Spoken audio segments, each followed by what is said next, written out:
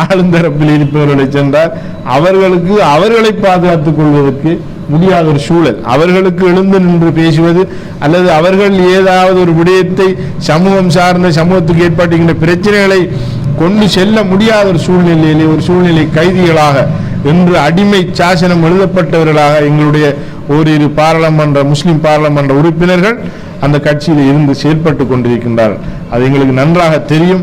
ஏனென்றால் அவர்களுக்கு அந்த தேர்தல் காலங்களில் இவ்வாறு தான் நீங்கள் வாக்களிக்க வேண்டும் என்று கொடுத்த அந்த 6 என்கின்ற அந்த முறை மூலம் தெரியும் இவர்கள் யாரும் வெல்ல முடியாது. வெல்ல முடியுமா? முடிஞ்சதா? நாங்கள் எல்லோரும் பேசினோம், முஸ்லிம் பிரதிநிதித்துவத்தை நீங்கள் அடைய முடியாது. எனவே இந்த பிரதேசத்தில் இருக்கின்றவர்கள் 3 பேரும் சேர்ந்து உங்களுக்கு வாக்களித்திருந்தால் 75,000 வாக்குகள் எங்கள் இந்த பிரதேசங்களில் தமிழ் முஸ்லிம் வாக்குகள் போயிருக்கின்றது. எனவே இங்கே ஒரு பிரதிநிதியை நாங்கள் பெறவில்லை, இழந்திருக்கின்றோம்.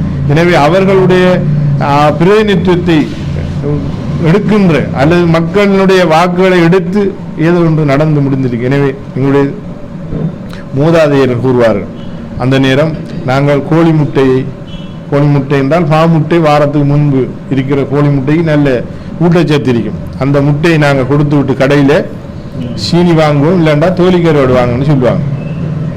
அப்படித்தானே சொல்லு. அது போல 75,000 வாக்கை கொடுத்துட்டு நாங்கள் வாங்கியிருக்கோம் இன்ஷா அல்லாஹ். ஆகவே அது ஒரு பஞ்சத்திலே ஒரு பசியை தீர்க்கின்ற ஒரு விடயம். எனவே ஊட்டச்சத்து இல்லை அதில் என்பதை தெளிவாக நாங்கள் தெரிந்திருக்கிறோம். எனவே